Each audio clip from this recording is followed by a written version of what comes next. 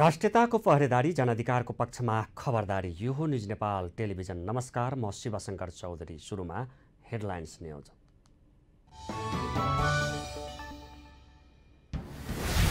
नक्कली शरणार्थी प्रकरणमा प्रहरीले बनाइएको अनुसन्धान प्रतिवेदन सरकारी वकिलको कार्यालयमा बुझाइयो। 33 जना विरुद्धको मुद्दामा 27.5 करोड बिगो कायम हुने राय। सरकारले ल्याएको नीति तथा कार्यक्रमप्रति संसदमा एमाले र राप्रपाको निरन्तर विरोध। गठबन्धन दलहरू बचाउ गर्दै।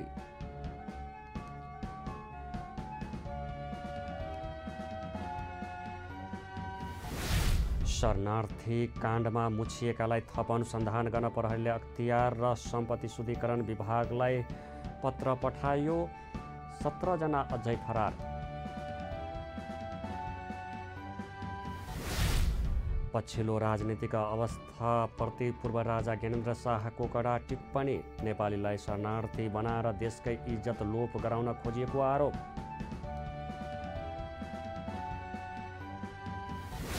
चाइना डेभलपमेन्ट बैंकद्वारा चीन मध्य एसिया सहयोग विस्तार। करिब 1 अर्ब 43 करोड अमेरिकी डलर विशेष ऋण उपलब्ध।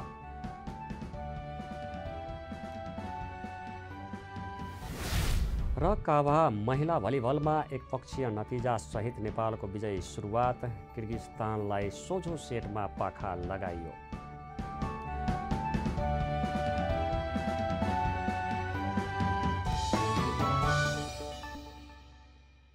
अब न्यूज विस्तारमा सुरु गरौँ। नक्कली भुटानी शरणार्थी प्रकरणको प्रसङ्गबाट। प्रहरीले नक्कली भुटानी शरणार्थी ठगी प्रकरणको अनुसन्धान प्रतिवेदन सरकारी वकिल कार्यालयलाई बुझाएको छ। सोमबार काठमाडौँ जिल्ला सरकारी वकिल कार्यालयमा नक्कली भुटानी शरणार्थी प्रकरणको अनुसन्धान प्रतिवेदन बुझाइएको हो। जिल्ला सरकारी वकिल कार्यालयका सहन्यायाधिवक्ता अच्युत मणि नेउपानेले काठमाडौँ जिल्ला प्रहरी कार्यालयबाट प्रतिवेदन प्राप्त भएको बताउनुभयो। उहाँले जिल्ला सरकारी वकिल कार्यालयले प्रहरी प्रतिवेदन अध्ययन सकेर बुधबारसम्म जिल्ला अदालतमा अभियोग पत्र दायर गरिसक्ने जानकारी दिनुभयो।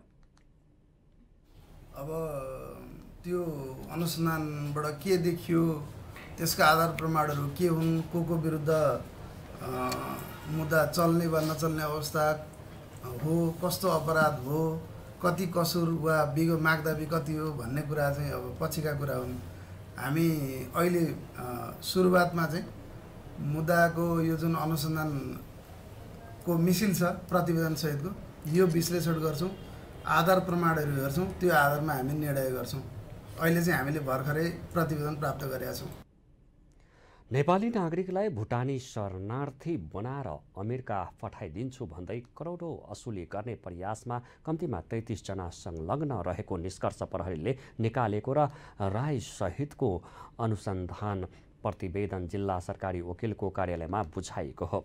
113 जनाले दिएको 23 वटा चाहेरीको आधारमा यो रकम बराबरको बिगो कायम हुने प्रहरीको अनुसन्धान प्रतिवेदनमा उल्लेख छ। यस्तै नक्कली भुटानी शरणार्थी प्रकरणमा थप अनुसन्धानका लागि काठमाडौँ प्रहरीले अख्तियार दुरुपयोग अनुसन्धान आयोग र सम्पत्ति शुद्धिकरण विभागलाई पत्र पठाइएको छ। सार्वजनिक पद धारण गरेका बालकृष्ण खाँड, तोप बहादुर राई माझी, इन्द्रजित राई, टेकनारायण पाण्डे लगायतका व्यक्तिहरूको भ्रष्टाचारको विषयमा थप अनुसन्धानका लागि काठमाडौँ प्रहरी परिसरले अख्तियारलाई पत्र पठाइएको हो। जिल्ला प्रहरी परिसर काठमाडौँका प्रमुख एसएसपी दानबहादुर कार्कीका अनुसार नक्कली भुटानी शरणार्थी प्रकरण मुछिएका सार्वजनिक पद धारण गरेका व्यक्तिहरूले भ्रष्टाचार गरेको सम्बन्धमा थप छानबिनका लागि परिसरले अख्तियारलाई पत्र पठाइएको हो। त्यसैगरी सार्वजनिक पद धारण नगरेको केशव दुलाल, सानु भण्डारी, सन्देश शर्मा लगायतका बिचौलियाहरूको हकमा अकुत सम्पत्तिमा छानबिनका लागि परिसरले सम्पत्ति शुद्धिकरण अनुसन्धान विभागमा समेत पत्र पठाइएको छ। जिल्ला प्रहरी परिसर काठमाडौँले आफ्नो सीमित समय र अनुसन्धानको दायरा फराकिलो बनाउन नसकेको र कतिपय विषय आफ्नो क्षेत्राधिकारभन्दा बाहिर रहेको भन्दै उनीहरूको सम्पत्तिको छानबिन तथा भ्रष्टाचारका सम्बन्धमा थप अनुसन्धानका लागि अख्तियार र सम्पत्ति शुद्धिकरण विभागलाई गुहारेको हो। यो प्रकरणमा अझै 17 जना फरार रहेका छन्। त्यस्तै नेकपा क्रान्तिकारी माओवादी निकट विद्यार्थी संगठन अखिल क्रान्तिकारीले नक्कली भुटानी शरणार्थी प्रकरणमा संलग्नलाई पक्राउ गरी कारबाही गर्न माग गर्दै प्रदर्शन गरेको छ। सोमबार माइतीघर मण्डलामा भेला भई विद्यार्थी संगठनका नेताहरूले भ्रष्टाचारको विरोधमा प्रदर्शन गरेका हुन्। विरोध कार्यक्रममा बोल्दै अखिल क्रान्तिकारीका अध्यक्ष हरिकृष्ण गजरेलले भुटानी शरणार्थी प्रकरणमा 32 जनालाई प्रहरीले दोषी करार गरेको भए पनि अहिलेसम्म 16 जना भन्दा अरूलाई पक्राउ गर्न नसकेको भन्दै आपत्ति जनाउनु भयो। उहाँले यस प्रकरणमा मुछिएका ठूला नेताहरू डाक्टर आरजु राणा देउबा र मन्जु खानलाई तत्काल प्रहरीले पक्राउ गरी अनुसन्धान गर्नुपर्ने बताउनु भयो। उहाँले तत्कालीन सरकारको नेतृत्व गरेका काङ्ग्रेस सभापति शेरबहादुर देउबा र नेकपा एमालेका अध्यक्ष केपी शर्मा ओलीलाई पनि अनुसन्धानको दायरामा ल्याउन आग्रह गर्नुभयो। उहाँले नक्कली भुटानी शरणार्थी प्रकरणमा सरकार गम्भीर नदेखिएको आरोप पनि लगाउनु भयो।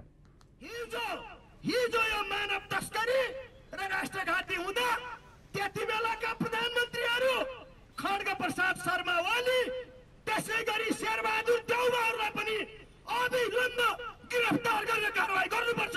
यो कुरो म यहाँबाट भन्न चाहन्छु, किनकि नैतिकताका हिसाबमा त्यति बेला रामबहादुर थापा गृहमन्त्री हुँदा, टपबहादुर रायमाझी ऊर्जा मन्त्री हुँदाका प्रधानमन्त्री खड्ग प्रसाद शर्मा ओली थिए। त्यसै गरी बालकृष्ण खाँड गृहमन्त्री हुँदाका प्रधानमन्त्री त्यति बेला शेरबहादुर देउबा थिए। प्रदर्शनमा उत्रिएका विद्यार्थी संगठन कर्मीहरूले नक्कली भुटानी शरणार्थी प्रकरणमा जोडिएका सबैलाई कारबाही गर, राष्ट्रिय स्वाधीनताको रक्षा गरौँ, मानव तस्कर गर्ने अपराधीलाई तत्काल कारबाही गर, दलाल संसदीय व्यवस्था मुर्दाबाद लगायतका नारा र प्लेकार्ड बोकेर विरोध जनाएका थिए। पूर्व राजा ज्ञानेन्द्र शाहले पछिल्लो राजनीतिक अवस्थाप्रति कडा टिप्पणी गर्नुभएको छ। सोमबार कैलालीको धनगढीमा आयोजना गरिएको नागरिक अभिनन्दन समारोहलाई सम्बोधन गर्दै पूर्व राजा शाहले नेपालीलाई शरणार्थी बनाएर इज्जत र गौरव नष्ट पार्न खोजिएको बताउनु भएको हो। अर्काको देशमा श्रम पसिना बगाउन पठाएर आज जे हरकत गरिरहेका छन् त्यसबाट हाम्रो इज्जत गौरव सबै लोप भएर गएको छ। शाहले देशभित्र बसौँ, पसिना बगाऊ, आफ्नो पौरखले देश बनाऊ भने भावना हराउँदै गएको भन्दै चिन्ता पनि व्यक्त गर्नुभयो। के नयाँ नेपाल भनेको यही हो? नेपालको आफ्नो अस्तित्व छैन भन्दै प्रश्न पनि गर्नुभयो। र हाम्रा पौरखी पुस्ताहरूलाई श्रेय दिएर सम्झना गर्ने कि नगर्ने, यस्ता थुप्रै प्रश्नहरू तपाईँ हामी सामु छन्। शाहले नेताहरूले देशका समस्यालाई नदेखेको र नसुनेको जस्तो गरिरहेको समेत बताउनुभयो। नागरिक अभिनन्दनका लागि राज परिवारका सदस्य आइतबार नै धनगढी पुग्नु भएको थियो। पूर्व राजाको नागरिक अभिनन्दनका लागि 1100 सदस्य नागरिक अभिनन्दन मूल समारोह समिति नै गठन गरिएको थियो। ज्ञानेन्द्र शाहले सुदूरपश्चिमका विभिन्न क्षेत्रमा भ्रमण गर्ने कार्यक्रम पनि रहेको छ। यसअघि पूर्व राजाको बाँकेको नेपालगञ्जमा भव्य समारोहका बीच नागरिक अभिनन्दन गरिएको थियो। प्रमुख प्रतिपक्षी दल नेकपा एमालेका अध्यक्ष एवं पूर्व प्रधानमन्त्री केपी शर्मा ओलीले सामाजिक सद्भाव सहितको राष्ट्रिय एकतालाई सुदृढ बनाउनु पर्नेमा जोड दिनुभएको छ। अध्यक्ष ओलीले धर्म, भाषा, संस्कृति सहितका विविधतायुक्त नेपालले सामाजिक सद्भाव सहितको राष्ट्रिय एकताको सुदृढीकरणमा जोड दिनुपर्ने बताउनु भएको हो। उहाँले विविधता मुलुकको सामूहिक सम्पत्ति भएको उल्लेख गर्दै त्यसको सदुपयोग गर्दै अघि बढ्नुपर्ने आवश्यकता समेत औल्याउनु भयो। नेपाल मुस्लिम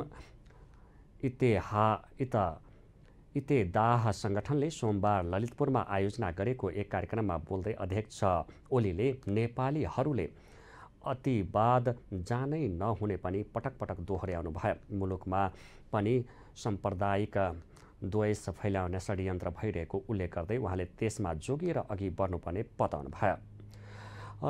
ओलीले विश्व राजनीतिमा धर्मको नाममा जनता मारिएको दृष्टान्त पेश गर्दै नेपालले पनि त्यसबाट सिकेर अतिवादको पक्षमा लाग्न नहुने बताउनु भयो।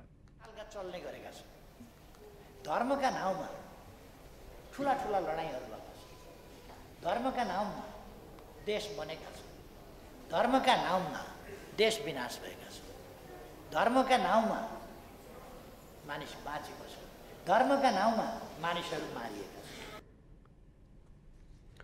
अध्यक्ष ओलीले नेपालीहरू बीच आपसी झगडा गराएर मुलुकको सामाजिक सद्भाव बिथोल्ने प्रयास हुन सक्ने भन्दै सचेत पनि गराउनु भयो। निज नेपालमा अब पालो भएको छ ब्रेक अघि हेडलाइन्स न्युज।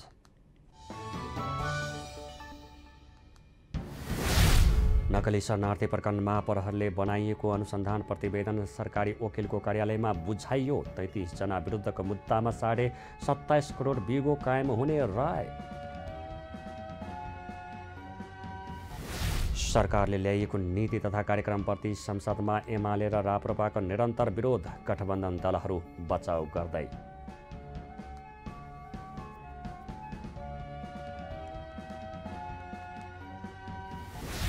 शरणार्थी काण्डमा मुछिएकालाई थप अनुसन्धान गर्न प्रहरीले अख्तियार र सम्पत्ति शुद्धिकरण विभागलाई पत्र पठायो। 17 जना अझै फरार।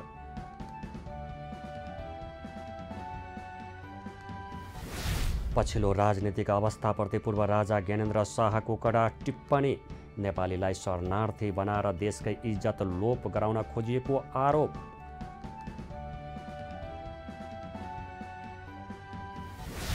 चाइना डेभलपमेन्ट बैंकद्वारा चीन मध्य एसिया सहयोग विस्तार। करिब 1 अर्ब 43 करोड अमेरिकी डलर विशेष ऋण उपलब्ध।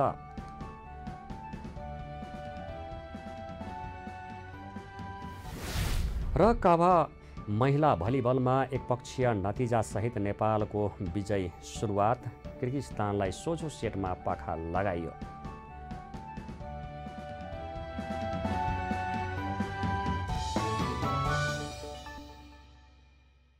ब्रेकपछि पुनः स्वागत छ न्युज नेपालमा। अब बाँकी न्युज। सत्ता साझेदार नेकपा एकीकृत समाजवादीका अध्यक्ष एवं पूर्व प्रधानमन्त्री माधव कुमार नेपालले एमाले अध्यक्ष केपी शर्मा ओलीले संसदमा सम्बोधन गरेर आफ्नो पीडा र व्यथा मात्रै पोखेको टिप्पणी गर्नुभएको छ। अध्यक्ष ओलीको नामै नलिई उहाँले आफ्नो पीडा र व्यथा पोखेर मात्रै केही नहुने बताउनु भयो। आइतबार ओलीले सरकारले संसदमा पेश गरेको नीति तथा कार्यक्रम स्वीकार गर्न नसकिने अडानसहितको धारणा राख्नु भएको थियो। सोमबार अध्यक्ष नेपालले ओलीको सो अभिव्यक्ति अरूलाई खोजपेज र हुने गरी आएको भन्दै आलोचना गर्नुभयो। उहाँले सरकारमा रहन नसक्नुको कारणबारे पनि अरूलाई दोष नदिन ओलीलाई सचेत गराउनु भयो। अध्यक्ष नेपालले ओलीले आफ्नो सम्बोधनमा अरूलाई सतो सराप गरेको र आफ्नो कमजोरी भने स्वीकार नगरेको आरोप समेत लगाउनु भयो। त्यो बेग्लै कुरा हो। किन बस्न सकिएन त्यसको पछाडि पनि अरूलाई दोष दिएर हुँदैन। भनिसकेको सरकार किन आफ्नो हातबाट फुत्कियो त्यसको निम्ति अरूलाई सत्तो सराप गरेर पनि हुँदैन। त्यसो हुनाले सबभन्दा ठुलो समस्या के छ भने आफूभित्र के कमी कमजोरी रहे त्यसको हामी सबैले समीक्षा गरौँ। कमी कमजोरी भएका छन् भने ती कमी कमजोरीको पहिचान गरौँ, त्यसलाई सुधार गरौँ। अध्यक्ष नेपालले सरकारले ल्याइएको नीति तथा कार्यक्रम सकारात्मक रहेको उल्लेख गर्दै त्यसको कार्यान्वयनमा जोड दिनुपर्ने पनि बताउनु भयो। अलौकिक मनोवैज्ञानिक उपचारका नाममा ठगी गर्दै हिँड्ने कथित ज्योतिष सीमान्त केसी अर्थात् सीमान्त गुरु यति बेला सामाजिक सञ्जालमा भाइरल हुनुहुन्छ। हात अनुहार हेरेर र शरीर छामेर रोग निको पार्ने भनेपछि उहाँ सामाजिक सञ्जालमा भाइरल बन्नुभएको हो। आफूलाई अलौकिक बताउँदै ठगी गर्दै हिँड्ने उहाँको सिको यति बेला एमाले नेताहरूले पनि गर्न थाल्नुभएको छ। एक रिपोर्ट। हात अनुहार हेरेर शरीर छामेर रोग निको पार्ने बताएपछि कथित ज्योतिषी सीमान्त केसी यति बेला सामाजिक सञ्जालमा भाइरल हुनुहुन्छ। रोग निको पार्ने बताएपछि उहाँकोमा उपचार गराउन जानेको भिड नै लागेको छ। मानिसलाई भ्रम फैलिएको भन्दै केसीको कार्यक्रमलाई प्रशासनले रोक लगाउन थालेको छ। सीमान्त भाइरल भएको देखेर एमाले नेता पनि सीमान्तलाई जित्ने गरी भाइरल बन्ने मेसोमा लागेका छन्। यस्तै विवादास्पद अभिव्यक्ति दिएर यति बेला एमाले उपमहासचिव विष्णु रिमाल भाइरल बन्नु भएको छ। रिमालले केपी ओलीको स्टाटसमा दैनिक 50,000 लाइक आए मात्रै एमाले पहिलो पार्टी हुने र धरानका मेयर हर्क साम्पाङलाई बहुला भनेपछि उहाँ अहिले भाइरल बन्नु भएको हो। सुन्नुस् त रिमालको अभिव्यक्ति। हामीले के बुझौँ भने कमरेड केपी ओलीको फेसबुक पेजमा हरेक दिन 50,000 भन्दा बढी लाइक आयो भने नियमित भयो भने बुझ्नुहोस् पार्टीले बहुमत ल्यायो। त्यहाँभन्दा बढी टाउको त हुनै पर्दैन, कान्तिपुरले के लेखे हेर्नै पर्दैन। तर हामी गर्दै नै रहेछन्, अर्काले गरिरहेछ।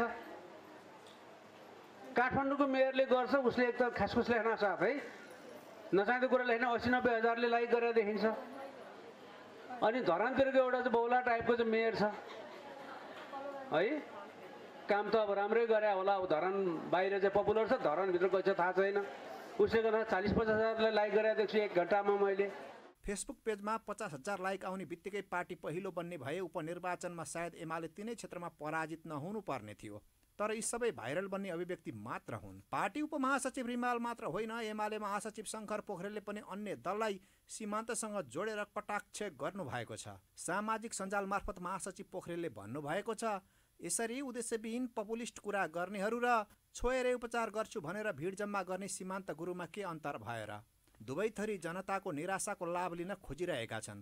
यस्तो अवस्थामा सत्यलाई स्थापित गर्न कठिन भयो भनेर सत्यको मार्ग छोड्नु हुँदैन। एमाले उपमहासचिवले आफूलाई बहुला बताएपछि धरानका मेयरले भने गीत मार्फत जवाफ दिनु भएको छ। जङ्गलमा फ्याउरो हराएछ होई, जङ्गलमा फ्याउरो हराएछ होई, एउटा फ्याउरो स्टेज चढी कराएछ होई, एउटा फ्याउरो स्टेज चढी कराएछ होई। 50,000 लाइक्स भन्दै 5-10 लाख गाली मात्रै खाएछ होई। 50 लाख लाइक्स भन्दै 5-10 लाख त गाली मात्रै खाएछ होई। एमाले महासचिव पोखरेलले भने झैं सीमान्तले अलौकिक भनेर जनतालाई झुक्क्याइरहनु भएको छ र भाइरल पनि भइरहनु भएको छ। त्यस्तै एमाले उपमहासचिव जस्तो नेताले जननिर्वाचित मेयरलाई बहुला भन्नु पनि सीमान्तकै जस्तो भाइरल बन्ने मेसो हो। नेताले बोल्दा आफ्नो हैसियतको ख्याल गर्नुपर्ने होइन र? नत्र सीमान्त र नेताबीच के फरक भयो र? राष्ट्रिय सभा सदस्य वामदेव गौतमले संविधान सम्मत प्रस्तुत गरेको नीति तथा कार्यक्रमलाई खारेज गर्ने र अर्को नीति तथा कार्यक्रम ल्याउन माग गर्नु उचित नभएको बताउनु भएको छ। सोमबार बसेको राष्ट्रिय सभाको बैठकमा बोल्दै सदस्य गौतमले यस्तो बताउनु भएको हो। सरकारले प्रस्तुत गरेको वार्षिक नीति तथा कार्यक्रममाथि छलफलमा भाग लिँदै नेकपा एमालेका अध्यक्ष केपी शर्मा ओलीले नीति तथा कार्यक्रमको पुनर्लेखन गरी ल्याउनुपर्ने माग गर्नुभएको थियो। साथै संघीय संसदका दुवै सदनमा नेकपा एमालेका सांसदहरूले नीति तथा कार्यक्रम पुनः लेखन गरी प्रस्तुत गर्नुपर्ने बताइरहेका छन्। बैठकमा सदस्य गौतमले भने नेकपा संवैधानिक रूपमा नीति कार्यक्रम प्रस्तुत गर्ने अधिकार तत्कालिक सरकारलाई र तत्कालीन सरकारलाई नै हुने भएकाले यस्तो माग जायज नरहेको जिकिर गर्नुभयो। उहाँले नीति तथा कार्यक्रममा 1 वर्षभित्र सम्पन्न हुने र 5 वर्षसम्मै लैजान सकिने योजनाहरू अघि सारिएको उल्लेख गर्नुभयो। यो सरकारले आफूलाई 2 वर्षमै सकिने हो भनेर भन्ने ठान्न हुन्न। संविधान बमोजिमको सरकार हो, प्रतिनिधि सभाको अवधि 5 वर्ष छ। त्यो 5 वर्षसम्म नै जान पाउने अधिकार छ। त्यसो भएर यसले त्यहाँसम्म जान सक्ने गरी नीतिगत निर्देशन यसले गरेको छ र त्यहाँसम्म जान पर्छ। यो 5 वर्षभित्रमा 1 वर्षमा कसरी चाहिँ लागू हुन सक्छ भनेर भन्ने ठाउँ अन्त्य हुन्छ। 5 वर्षभित्र ती सबै सम्पन्न हुन्छन्। राष्ट्रिय सभा सदस्य गौतमले सरकारको नीति तथा कार्यक्रममा कृषि क्षेत्रलाई चासो दिएको नपाएको बताउनु भयो। यसैबीच राष्ट्रिय प्रजातन्त्र पार्टी राप्रपाका अध्यक्ष राजेन्द्र लिङदेनले सरकारले ल्याइएको आगामी आर्थिक वर्षको नीति तथा कार्यक्रम पुनर्लेखन गर्न जरुरी रहेको बताउनु भएको छ। अहिलेको आर्थिक सङ्कटलाई, अहिलेको समस्यालाई यो नीति तथा कार्यक्रमले सम्बोधन गर्न नसक्ने भएकाले यसलाई पुनर्लेखन गर्न सरकारले अप्ठ्यारो मान्न नहुने उहाँको तर्क थियो। सोमबार प्रतिनिधि सभा बैठकमा सो नीति तथा कार्यक्रम माथिको छलफलमा भाग लिँदै अध्यक्ष लिङदेनले सरकारले ल्याइएको नीति तथा कार्यक्रमले समस्याको पहिचान गर्न नसकेको र प्राथमिकता पनि निर्धारण गर्न नसकेको दावी गर्नुभयो। उहाँले सत्तापक्षको बहुमत भएकाले सो नीति तथा कार्यक्रम पास गर्न सकिने तर त्यसले सिङ्गो देश नै बिग्रिने जिकिर गर्नुभयो। देश नै बिग्रिने भएकाले सो नीति तथा कार्यक्रम थप छलफल गरेर आउनुपर्ने अध्यक्ष लिङदेनले बताउनुभयो। धेरै कुराहरू मैले फेरि पनि भने प्रष्ट छैनन्। यसले समस्या पहिचान गर्न सकेको छैन, प्राथमिकता छुट्याउन खोजेको अथवा कोसिसै गरेको छैन। यसले प्राथमिकता के हो त हाम्रो आगामी प्राथमिकता त्यसलाई चाहिँ प्रष्ट पार्न सकेको छैन र छलफल गर्नुपर्ने प्रशस्त विषयहरू छन्। हामीले ल्यायौँ, हामीसँग बहुमत छ, पास गर्छौँ, ताली ठडाएर पास गर्छौँ। त्यो भन्न पाउनुहुन्छ, पास गर्न पाउनुहुन्छ। र मैले अस्ति भर्खरै पनि भनेको थिएँ, देश तपाईँको मात्र होइन, सरकारमा बस्नेको मात्र होइन। यो देश बिग्रिँदाखेरि तपाईँको मात्रै बिग्रिँदैन, यो सरकारमा बस्नेहरूको मात्रै बिग्रिँदैन, देश हाम्रो पनि बिग्रिन्छ मात्र होइन, हाम्रो भावी सन्ततिहरूको, हाम्रो युवाहरूको, आउने पुस्ताको भविष्य बिग्रिन्छ।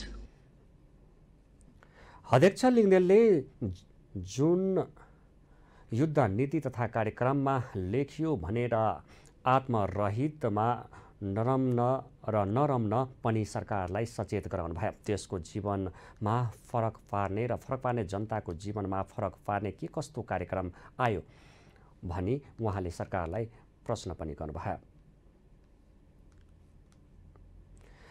प्रतिनिधि सभा बैठकको शून्य समयमा धेरै माननीयज्यूले आफ्नो भनाइ राख्नुहुन्छ, तर शून्य समयमा उठाइएका विषय कार्यान्वयन हुँदैनन्। शून्य समयको नाम र परिणाम उस्तै भएको पाइन्छ। यसका बावजुद पनि सांसदहरूले सरकारको ध्यानाकर्षण गराउनु भएको छ। सोमबारको बैठकमा एक रिपोर्ट। प्रतिनिधि सभा सदस्य डाक्टर तोसीमा कार्कीले सरकारको नीति तथा कार्यक्रममा ललितपुर जिल्लाका सम्पदाहरूमा आँखा नपरेको बताउनु भएको छ। सोमबारको प्रतिनिधि सभा बैठकको शून्य समयमा बोल्दै कार्कीले सरकारको नीति तथा कार्यक्रममा ललितपुरका कला, संस्कृति र सम्पदामा सरकारको आँखा नपुगेको बताउनु भएको हो। 69 सम्म सांस्कृतिक सम्पदाको संरक्षणको विषय समेटेको छ, तर कला संस्कृति सम्पदाको लागि नै चिनिने ललितपुरको सांस्कृतिक धरोहर भन्ने राज्यको आँखा परेन छ। आँखा परोस् पनि कसरी 72 सालको भूकम्पपछि पुनर्निर्माणको कार्य सकियो भनेर पुनर्निर्माण प्राधिकरण समेत विघटन भइसक्यो, तर बुङमतीको रातो मछिन्द्रनाथ र खोकनाको रुद्रायणी मन्दिर भने 8 वर्षदेखि पुनर्निर्माण कुर्दै जीर्ण भइसके। त्यस्तै प्रतिनिधि सभा सदस्य दामोदर पौडेल बैरागीले गैर सरकारी संस्थाहरूले विदेशका विभिन्न व्यक्ति र संस्थाहरू मार्फत सहयोग लिएर देशमा विपद, भोकमरी र गरिबी निवारणमा सहयोग गर्ने गरेको भए पनि त्यस्ता सहयोगमा समेत सरकारले कर लगाउने गरेकाले कर छुट गर्न माग गर्नुभयो। देश र विदेशका विभिन्न व्यक्ति र संस्था जस्ता दातरी राष्ट्र र संस्थाले दिएको सहयोग आफू माध्यम बनेर विपद, भोकमारी, गरिबी, भेदभाव निवारणका लागि उपयुक्त ठाउँमा सरकार र स्थानीय तहसँगको सहकार्य र कानुनत निशुल्क सहयोग उपलब्ध गराएको हुन्छ। तर सरकारले यसरी निशुल्क सहयोग गरेका सामग्रीको समेत भ्याट लगाउने गरेकोले सहयोग रोकिने अवस्था छ, यसलाई ध्यान दिनु पर्यो। शून्य समयमा बोल्दै प्रतिनिधि सभा सदस्य देवप्रसाद तिमल सिन्हाले रौतहट स्थित चन्द्रनिगाहपुरको माछापुच्छ्रे बैंकमा सर्वसाधारणको 9 लाख रुपियाँ गायब गरिएको भन्दै दोषी उप कारबाही गर्न माग गर्नुभयो। किसानले छोरीको बिहे गर्नलाई वृन्दावन नगरपालिका वार्ड नम्बर 3 रामेश्वर यादवले माछापुच्छ्रे ब्याङ्कमा 12 लाख रुपियाँ जम्मा गरियो। जम्मा भएको रेकर्ड उहाँको मोबाइलमा आयो। त्यसपछि उहाँ भोलिपल्ट बिहिबार जम्मा भयो। अस्ति आइतबार झिक्न जाँदा उहाँको पैसा छैन, 9 लाख रुपियाँ छैन। त्यसबाट कसले ह्याक गरेर लग्यो। यस्तोसम्म हुन लागेपछि यो देशमा ब्याङ्कसम्म सुरक्षित छैन। ब्याङ्कमा राखेको किसानले राखेको छोरीको बिहे गरेर राखेको पैसासम्म सुरक्षित नभएपछि के सुरक्षित हुन्छ? त्यस्तो अपराधीलाई यथाशीघ्र कानुनी कठघेरामा ल्याएर कारबाही गरेर र तत्काल त्यो पैसा चाहिँ उहाँको चाहिँ छोरीको बिहेलाई तत्काल ब्याङ्कले उपलब्ध गराएर दोषीलाई कारबाही गरेर माग गर्न चाहन्छु। त्यस्तै प्रतिनिधि सभा सदस्य नागिना यादवले नीति तथा कार्यक्रममा शिक्षा क्षेत्रलाई प्राथमिकतामा राख्नुपर्नेमा जोड दिनुभयो भने प्रदीप पौडेलले इन्टरनेट सेवा प्रदायकहरूले मूल्य बढाउन लागेको भन्दै मूल्य वृद्धि रोक्न माग गर्नुभयो। देशको विकासको लागि मेन ह्युमन रिसोर्स हो र ह्युमन रिसोर्सको चाहिँ मेन मुख्य चाहिँ एजुकेसन नै हो। त्यसकारण मैले यहाँ सरकारलाई चाहिँ नीति तथा कार्यक्रममा चाहिँ यसलाई प्राथमिकतामा राखिदिनु हुन म सभामुख मार्फत ध्यान आकर्षण गर्न चाहन्छु। हस्त धन्यवाद। इन्टरनेट कम्पनीहरूले मिलिमतोमा बढाउने अनुचित मूल्यलाई तत्काल रोक्न र उनीहरूलाई स्वस्थ प्रतिस्पर्धाबाट गुणस्तरीय सेवा उपलब्ध गराउने वातावरण निर्माण गर्न म सभामुख मार्फत सरकारको ध्यान आकर्षण गर्न चाहन्छु। बैठकमा माननीय ज्यूहरूले शिक्षा सञ्चार क्षेत्रको मात्र कुरा उठाउनु भएन। नक्कली भुटानी शरणार्थी प्रकरणमा पूर्व प्रधानमन्त्रीहरूको बयान लिन पनि सरकारको ध्यान आकर्षण गराउनु भयो। नेपालीलाई नक्कली भुटानी शरणार्थी प्रकरणका आरोपीहरू पूर्व उप प्रधानमन्त्री 2 जना प्रहरी अनुसन्धानमा छन्। बयानमा पूर्व प्रधानमन्त्रीहरूलाई पनि बयानमा बोलाई अनुसन्धान पूर्ण बनाउनु जरुरी छैन र त्यस्तै बैठकमा प्रतिनिधि सभा सदस्य विनिता कठायतले सरकारको नीति तथा कार्यक्रममा कर्णालीको संस्कृति संवर्धन र सङ्ग्रहालय बनाउने कुरा नसमेटिनु दुःखद भएको बताउनु भयो। संस्कृति संवर्धन र सङ्ग्रहालय बनाउने नीतिमा कर्णाली नसमेटिनु दुःखदको कुरा हो। कर्णालीको कुरा यस राज्य र सदनले नबुझेको हो कि बुझपचाएको हो? बुझपचाएको हो भने यस सदनले र सरकारले यो चोटि कर्णालीका कुरा बुझ्नु पर्यो, सुनिदिनु पर्यो र हेरिदिनु पर्यो। सुन्ने समयमा जल्दा बल्दा समस्याबारे सदनलाई जानकारी गराउनुका साथै सरकारको जवाब समेत मागिन्छ। सांसदहरूले सरकारलाई प्रश्न गरिरहने तर तर्किरहने स्थिति छ हाल संसदमा। नेकपा एमालेका सांसद योगेश भट्टराईले सरकारले आर्थिक वर्ष 2080-81 को नीति तथा कार्यक्रम जनयुद्ध शब्द र कार्यक्रममा जनयुद्ध शब्द प्रयोग गरेको भन्दै आपत्ति जनाउनु भएको छ। सोमबार प्रतिनिधि सभाको बैठकमा सरकारको आगामी आर्थिक वर्षको नीति तथा कार्यक्रम माथिको छलफलमा भाग लिँदै सांसद भट्टराईले नीति तथा कार्यक्रमको पहिलो बुँदामै जनयुद्ध शब्दको प्रयोग भएको भन्दै आपत्ति जनाउनु भएको हो। उहाँले नेपालको कुनै पनि सरकारी दस्तावेजहरूमा यो शब्द हालसम्म उल्लेख नभएको भन्दै यसपटक प्रधानमन्त्रीले राष्ट्रपतिको मुखबाट जनयुद्ध शब्द वाचन गराउन लाग्नु भएको बताउनु भयो। उहाँले नेपाली काङ्ग्रेसले जनयुद्ध शब्दलाई स्वीकारेमा नेपाली काङ्ग्रेसको अन्त्य हुने बताउनु भयो। बीपी पछाडिको, गणेशमानजी पछिको, किशुनजी पछिको, गिरिजा प्रसाद जस्ता व्यक्तित्व पछिको एउटा निम्छर नेपाली काङ्ग्रेसको हालत देखेर सायद नेपाली काङ्ग्रेसलाई नै यो लेख्नु भएको हो कि जस्तो मलाई लागिरहेको छ सभामुख महोदय।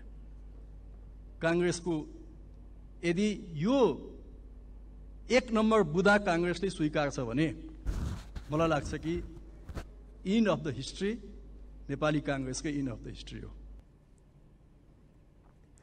भट्टराईले नीति तथा कार्यक्रममा महिला, दलित र पिछडिएका क्षेत्रका वर्ग र समुदायहरूको बारेमा उल्लेख गर्न नसकेको बताउनु भयो। त्यसैगरी पहाड, हिमालका मानिसहरू बसाइसराई गरिराखेको सन्दर्भमा सोही ठाउँमा मानिसहरूलाई अड्याउनका लागि सरकारले ध्यान नपुर्याएको उहाँले बताउनु भयो। सत्तारूढ नेपाली काङ्ग्रेसका सहमहामन्त्री जीवन परियारले सरकारले ल्याइएको नीति तथा कार्यक्रम पुनर्लेखन भएको इतिहास नभएको बताउनु भएको छ। एमाले अध्यक्ष केपी शर्मा ओलीले सो नीति तथा कार्यक्रम पुनर्लेखन गर्न माग गर्नुभएको थियो। सोमबार प्रतिनिधि सभा बैठकमा उहाँले सरकारको नीति तथा कार्यक्रम पुनर्लेखन भएको इतिहास नभएको बताउनु भएको हो। आफूहरूले पनि विगतमा सरकारहरूले ल्याइएको नीति तथा कार्यक्रम र बजेट पढेको उल्लेख गर्दै पुनर्लेखन हालसम्म पनि नभएको र नहुने सहमहामन्त्री परियारको भनाइ थियो। उहाँले सरकारको नेपाली जनताको र सरकारले नेपाली जनताको जनताको सुख र शान्ति र समृद्धिका लागि नीति तथा कार्यक्रम ल्याउनु पर्ने भएकाले वर्तमान सरकारले पनि त्यसैलाई प्राथमिकता दिएर नीति तथा कार्यक्रम ल्याइएको दाबी गर्नुभयो। हाम्रो देश नेपालमा हामीले यो देश नेपालको विकास र समृद्धिका लागि, नेपाली जनताको सुख र शान्तिका लागि हामीले जे जति योजना र कार्यक्रम ल्याउनु पर्छ ती सबै कुराहरू हाम्रो नीति तथा कार्यक्रममा सबै सरकारका पालामा यसलाई प्राथमिकतामा पर्छन् र यसलाई प्रतिशतमा भन्नुपर्दा पूर्ववक्ता मान्यज्यूले भन्नुभयो 80% त पुरानै नीति तथा कार्यक्रम दोहोरिएर आएको छ। अब 80% यदि पुरानै आएको छ भने वर्तमान सरकारले 20% नयाँ कुरा ल्याएको छ, के फरक पर्यो? सहमहामन्त्री परियारले बजेट परम्परावादी भयो भनेर भन्नुको पनि कुनै तुक नरहेको बताउनुभयो। नेकपा माओवादी केन्द्रका सांसद देवेन्द्र पौडेलले नीति तथा कार्यक्रममाथि प्रतिपक्षले संसदमा उठाइएका कुराहरूलाई सरकारले गम्भीरतापूर्वक सुन्नुपर्ने बताउनु भएको छ। सोमबार नयाँ बानेश्वर स्थित संघीय संसद भवनमा सञ्चारकर्मीहरूसँग कुराकानी गर्दै सांसद पौडेलले प्रतिपक्षले संसदमा उठाइएका कुराहरूलाई सरकारले गम्भीरतापूर्वक सुन्नुपर्ने बताउनु भएको हो। ठेक आलोचनाहरूलाई सुन्ने र पूर्वाग्रह राखेका कुराहरूलाई खण्डन गर्नुपर्ने बताउनु भयो। सत्तापक्षलाई प्रतिपक्षको खबरदारी आवश्यक रहेको उहाँको भनाइ छ। उहाँले संसदमा केवल आलोचनाको लागि आलोचना नगरी परिणामको निम्ति बहस गर्नुपर्ने बताउनु भयो। उहाँहरूको पनि हुन्छ यो सबै दायित्व। त्यसकारण सदन भनेको, राज्य भनेको चाहिँ पक्ष प्रति सबैको साझा हो नि। संसद भनेको त सबैबाट निर्वाचित भएको, यो गणित संसदको गणित भनेको त अस्थायी हो, त राज्य त सबैको साझा हो नि। प्रतिनिधि सभामा निर्वाचित भएर आउनुभएका समानुपातिक प्रत्यक्षका सबैको दायित्व समान हो। प्रतिपक्ष पनि समान दायित्व राज्यलाई सुधार्ने कुरा। त्यसकारण उहाँहरूले यहाँ सदनमा उठाएको कतिपय कुराहरूलाई सरकारले गम्भीरतापूर्वक सुन्नुपर्छ। र नेकपा एमालेका सांसद ठाकुर गैरीले प्रतिपक्षले दिएको सुझाव कार्यान्वयन गर्दा सरकार परिवर्तन गर्नु नपर्ने बताउनु भएको छ। उहाँले सुझाव कार्यान्वयन गर्दा बजेट राम्रो हुने र सत्तापक्षले नै प्रशंसा पाउने भन्दै उहाँले सो कुरा सत्तापक्षलाई स्वीकार नभएको देखिएको बताउनु भयो। हुन्छ भन्यो, पास भयो, त्यसमा एक लाइन सुधार भयो। म तपाईँहरूलाई सोध्न चाहन्छु कि त्यो 3 दिनसम्म सदनमा प्रस्तुत भएका सुझावहरू मध्ये कुनै एउटा वाक्य सरकारले प्रस्तुत गरेको सिद्धान्त र प्राथमिकतामा एडजस्ट हुन योग्य थिएनन्? जनता समाजवादी पार्टीका सांसद राजकिशोर यादवले सत्तापक्ष हुँदा सबै कुरा सकारात्मक र प्रतिपक्ष हुँदा सबै कुरा नकारात्मक देख्ने संस्कृति बसिसकेको भन्दै उहाँले यस्तो सोचले देशको विकास हुन नसक्ने बताउनु भयो। आरोप प्रत्यारोप छोडेर यथार्थपरक र वस्तुनिष्ठ टिप्पणी गर्नुपर्ने उहाँको भनाइ छ।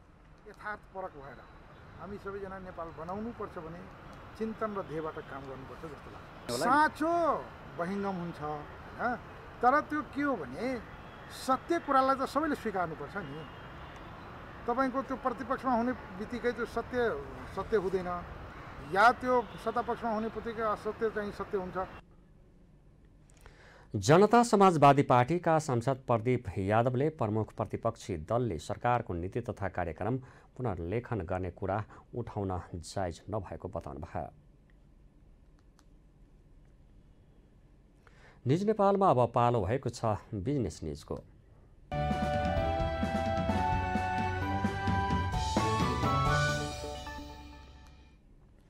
सञ्चार तथा सूचना प्रविधि मन्त्री रेखा शर्माले पुँजीगत खर्च गर्ने क्षमता बढाउन मातहत कार्यालयका प्रमुखहरूलाई निर्देशन दिनुभएको छ। मन्त्रालयमा सोमबार आयोजित तेस्रो त्रैमासिक प्रगति समीक्षा बैठकलाई सम्बोधन गर्दै उहाँले निर्धारित लक्ष्य पूरा नगरिकन काम गर्न निर्देशन दिनुभयो। व्यक्तिगत समस्या पक्कै होइनन् होला, हाम्रा केही काम गर्ने तरिकामा केही समस्या होला नि, त्यस कारणले होला भन्ने म बुझ्छु। र अर्को कुरा चाहिँ हामी सबै फेरि जुन हाम्रो नियामक निकाय छ होइन, आइसिटीको क्षेत्रमा सबैलाई नियमन गर्ने इकाइ छ, उसले पनि हामी प्राइभेटसँग गर्छौँ। अहिले हामी जुन देखिरहेका छौँ, अस्ति पनि हामी भन्यो होइन सौन्दर्यीकरणको कुरा छ, सौन्दर्यीकरणको कुरामा काम गर्दै जाने क्रममा के हुन्थ्यो भने हामी कतिबाट दबाब महसुस नभइकन नियमित रूपमा काम नगर्ने हाम्रो स्थिति बन्यो कि त्यसलाई हामीले बिना दबाब हाम्रो आफ्नो रुटिनमा हालेर कसरी काम गराउने, कसरी काम गर्ने भन्ने विषयमा पनि अलि राम्रोसँग ध्यान दिनुपर्छ कि जस्तो मलाई लाग्छ। अघिल्लो त्रैमासिक समीक्षाका क्रममा व्यक्त भएका प्रतिबद्धता अझै पुरा नभएकोमा असन्तुष्टि व्यक्त गर्दै उहाँले वार्षिक समीक्षाका क्रममा मन्त्रालयले लिएका लक्ष्य पूरा भएको अवस्थामा पुर्याउन निर्देशन दिनुभयो। भौतिक पूर्वाधार तथा यातायात मन्त्री प्रकाश जोलाले नक्खु भैँसीपाटी सडक खण्डको काम जेठ महिनाभित्रमा सम्पन्न हुने बताउनु भएको छ। सोमबार मन्त्रालयको टोलीले सडक खण्डको अवलोकन तथा निरीक्षण गरेपछि सञ्चारकर्मीहरूसँग कुरा गर्दै उहाँले यस्तो बताउनु भएको हो। उहाँले आफू मन्त्री हुँदा यस सडक खण्डको विशेष चर्चा भइरहेको र आफूले चर्चा कम गर्न काम गरेर देखाउन निर्देशन दिएको बताउनु भयो। उहाँले अहिले काम निकै उपलब्धिमूलक रहेको भन्दै अब नक्खु भैँसीपाटी क्षेत्रका बासिन्दाहरूले लामो समयसम्म धुलो र शास्ति बिहोर्नु नपर्ने उल्लेख गर्नुभयो। उहाँले अबको एक हप्ताभित्र सडक खण्डको कालोपत्रे हुने पनि बताउनु भयो। सडकको कतिपय काम गरिसकेपछि पाइप बिछ्याउनुसम्मको काम गर्नु परेछ। त्यसकारण यस्ता कतिपय समन्वयमा पनि कमी भयो। हिजो हामी चाहिँ समन्वय गर्ने कुरामा, त्यसपछि आएर चाहिँ अरू मन्त्रालयबाट गर्नुपर्ने चाहिँ सहजीकरणका सम्बन्धमा कुनै कमी हुन दिँदैन। उहाँहरूले काम गर्ने कुरामा कमी हुन दिन भएन। त्यस हिसाबले यो छिटोभन्दा छिटो काम सम्पन्न हुने अब हामीले विश्वास गरेका छौँ। यहाँका जनताहरू अब लामो समय यो धुलोमा हिँड्नुपर्ने या चाहिँ यो शास्ति बेहोर्नुपर्ने अवस्थाको हामी अन्त गर्छौँ। मन्त्री जोलाले आगामी दिनमा देशभरका सडक पुलहरू निर्माणका लागि अन्तर मन्त्रालयसँग समन्वय गरी एकै पटकमा काम सक्ने गरेर काम गर्ने प्रतिबद्धता जनाउनु भयो। उहाँले बजेट प्रस्तुत भइसकेपछि मन्त्रालयसँग सम्बन्धित विषयमा फिल्डमा नै गएर समस्या समाधान गर्ने बताउनु भयो। निज नेपालमा पालो भएको छ इन्टरनेसनल न्युजको।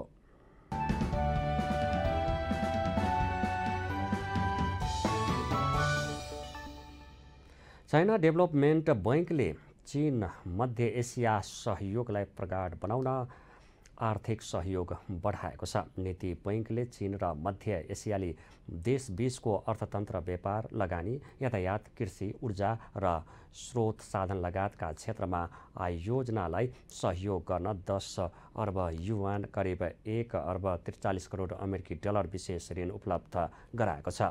चाइना डेभलपमेन्ट बैंकले अन्तर्राष्ट्रिय स्तरमा लगानी सञ्चालन सुरु गरेको पहिलो क्षेत्र मध्य एसिया हो। सन् 2022 को अन्त्यसम्ममा नीति बैंकले मध्य एसियाका 5 देशमा ऊर्जा र स्रोत पूर्वाधार र यातायात लगायतका क्षेत्रमा 134 परियोजनालाई सहयोग गरिसकेको छ।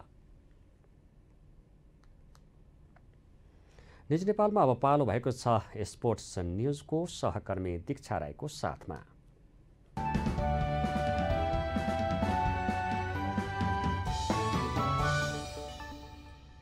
आइसिसी विश्वकप छनौट प्रतियोगिताका लागि नेपाली प्रारम्भिक टोली घोषणा गरिएको छ।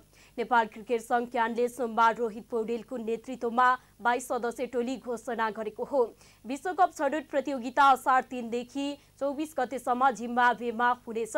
नेपाली प्रारम्भिक टोलीमा कुशल मल्ल, आसिफ शेख, ज्ञानेन्द्र मल्ल, दिपेन्द्र सिंह एरी, गुलसन झा, सोमपाल कामी, करण केसी, सन्दीप लामिछाने, भीम सार्की, प्रतीश जीसी, ललित राजवंशी, अर्जुन साउद, सन्दीप जोरा, देव खनाल, किशोर महतो, सूर्य तामाङ, कमल सिंह एरी, श्याम ढकाल र अभिनाश बोहरा छन्। विश्वकप छनौट प्रतियोगितामा 10 देशले प्रतिस्पर्धा गर्नेछ। शहीद स्मारक ए डिभिजन लिग फुटबलमा शीर्ष स्थानको चर्च बोइजले हिमालयन शेर्पा क्लबसँग बराबरी खेलेको छ।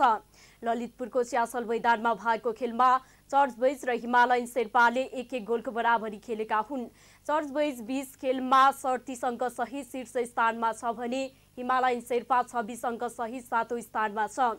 सोमबार नै इन्फा कम्प्लेक्स सातो बाटोमा भएको अर्को खेलमा त्रिभुवन आर्मीले फ्रेन्च क्लबलाई 3-0 गोलले हराएको छ। जितसँगै आर्मी 29 अङ्क सहित 5औं स्थानमा पुगेको छ। फ्रेन्च 21 अङ्क सहित रेलिगेसन जोनमा रहेको छ। 14 टोली सहभागी लिगको पुच्छारका 2वटा टोली रेलिगेसनमा परेर बी डिभिजनमा घटुवा हुनेछन्। एनएससी काभा महिला भलिबल च्यालेन्ज कपमा नेपालले किर्गिस्तानलाई हराएर सुखद सुरुवात गरेको छ। राष्ट्रिय खेलकुद परिषद राखेपको कपटहल त्रिपुरेश्वरमा भएको खेलमा नेपाल 3-0 को सोझो सेटमा विजयी भएको हो। नेपालले पहिलो सेट 25-11 ले, दोस्रो सेट 25-19 ले र तेस्रो सेट 25-11 ले जितेको छ। सोमबार नै भएको पहिलो खेलमा उज्बेकिस्तानले श्रीलङ्कालाई 27-25, 25-20 र 25-14 को सेटमा हराएको हो। यस्तै दोस्रो खेलमा भारतले बंगलादेशलाई 3-0 को सोझो सेटमा हराएको छ। भारतले बंगलादेशमाथि 25-3, 25-9 र 25-6 को सह जित निकालेको हो। प्रतियोगितामा मध्य एसियाका 8 राष्ट्रले प्रतिस्पर्धा गर्दैछन्। समूह एमा घरेलु टोली नेपाल सहित भारत, बंगलादेश र किर्गिस्तान छन्। त्यस्तै समूह बीमा श्रीलङ्का, मालदिभ्स, काजाकिस्तान र उज्बेकिस्तान रहेका छन्। प्रतियोगिता आउँदो 14 गतेसम्म चल्नेछ।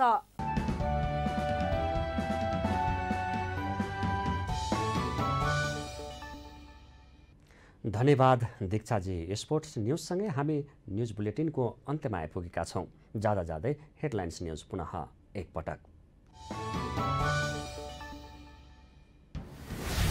नकली शरणार्थी प्रकरणमा प्रहरीले बनाइएको अनुसन्धान प्रतिवेदन सरकारी वकिलको कार्यालयमा बुझाइयो।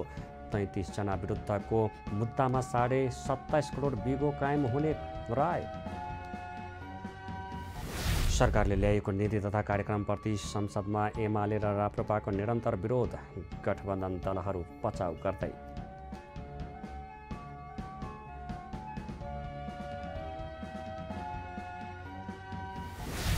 शरणार्थी काण्डमा मुछिएकालाई थप अनुसन्धान गर्न प्रहरीले अख्तियार र सम्पत्ति शुद्धिकरण विभागलाई पत्र पठाए।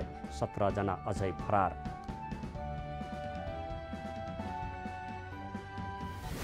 पछिल्लो राजनीतिक अवस्थाप्रति पूर्व राजा ज्ञानेन्द्र शाहको कडा टिप्पणी। नेपालीलाई शरणार्थी बनाएर देशकै इज्जत लोप गराउन खोजेको आरोप।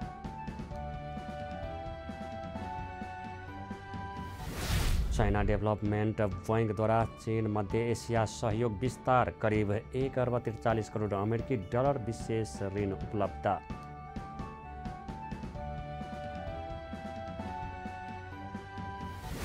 र काभा महिला भलिबलमा एकपक्षीय नतिजासहित नेपालको विजय सुरुवात। किर्गिस्तानलाई सोझो सेटमा पाखा लगायो।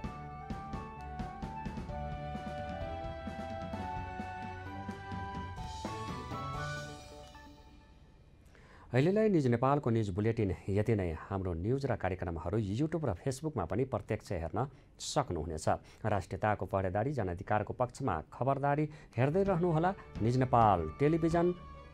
नमस्कार।